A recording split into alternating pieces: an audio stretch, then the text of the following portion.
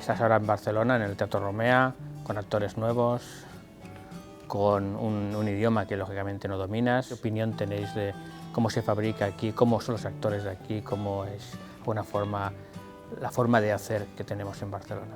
Trabajoso porque es un montaje que nunca hice, es una obra de largo aliento, son actores que no conozco y con un idioma que no domino, como dices. De antemano no los conocía a ellos y ellos no me conocían a mí, hablo de los 4 actores, pero creo que hemos puesto en marcha una maquinaria que a veces se pone en marcha y a veces no, a veces tarda más, y aquí, debido a que no teníamos demasiado tiempo, empezó a funcionar de entrada así con mucha energía. Ha ido todo de maravillas, rápido y efectivo. Cuando un actor está deseoso de trabajar con alguien, es muy positivo. Cuando yo hablé con Emma o con Pera, por poner un ejemplo, los 2 protagonistas del espectáculo, cuando nombramos a Daniel Veronese, pues dijeron a donde haga falta, y se reservaron, porque son actores que están con muchos compromisos, y se reservaron las fechas para hacer este espectáculo. Yo sé que son actores muy importantes aquí, pero para mí se han comportado así como principiantes que tienen todo que aprender. Son animales de teatro, ¿no? Que alguien me ha dicho al principio. Sí, son animales de teatro. La verdad que así, por eso si no están encima del escenario, no son felices. Y por eso pudimos trabajar así tan bien.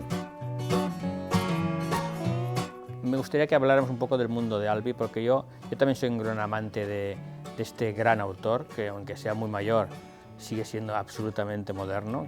Albi me parece un autor que permite hacer lucir a los actores. Entonces, para mí eso es como un manjar, ¿no? A veces uno se encuentra con obras maravillosas, pero siente que habla más el autor que los personajes.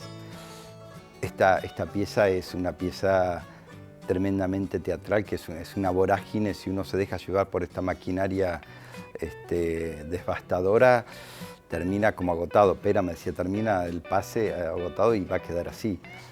Porque en realidad la misma obra te va llevando, es de una teatralidad extrema. Habla de cosas realmente que transcurren en la cotidianidad, pero habla de una forma muy radicalmente, pero a la vez el público lo acepta, porque su teatro también está, yo creo que también piensa en el público, ¿no? Sí. Nunca olvida que hay un espectador que de alguna forma viene a ver teatro. Exacto, viene a ver teatro, viene a pasárselo bien, entrecomilladamente, porque evidentemente cuanto más contenido te dan, mejor te lo puedes pasar, pero en ningún momento me encanta este tipo de teatro, tiende hacia la intelectualidad, ¿no? Se mete con lugares realmente radicales, en este caso de la relación de una pareja, de hombre y mujer, pero tampoco no es una obra realmente de un realismo muy contemporáneo y muy aplicable a nuestras experiencias. Yo decía que me he separado hace poco de un matrimonio y digo, algunas de estas peleas, hay algo que me suena, digo, está bien que esto está teatralizado, recortado y exagerado, pero hay algo de lo que se pone en juego en un hombre y una mujer, en una pareja, relación, ¿no? Cuando se aman y de repente dejan de amarse o sienten que se deben separar y no se pueden separar. ¿Qué es lo que le pasa a esta pareja, ¿no? Nosotros tenemos que tratar por todos los medios de hacer unir sinergias entre diferentes polos teatrales. Buenos Aires es un polo teatral maravilloso, Cataluña yo creo que también es un polo fantástico, y nada mejor que unir esfuerzos para hacer teatro, que es lo que realmente nos interesa, y nosotros nomás tenemos que agradecerte que estés aquí en Barcelona y que esto sea el principio de una larguísima amistad. Espero. No solo contigo, sino con mucha más gente de Buenos Aires, como ya lo estamos demostrando. Bueno, bienvenido. Gracias.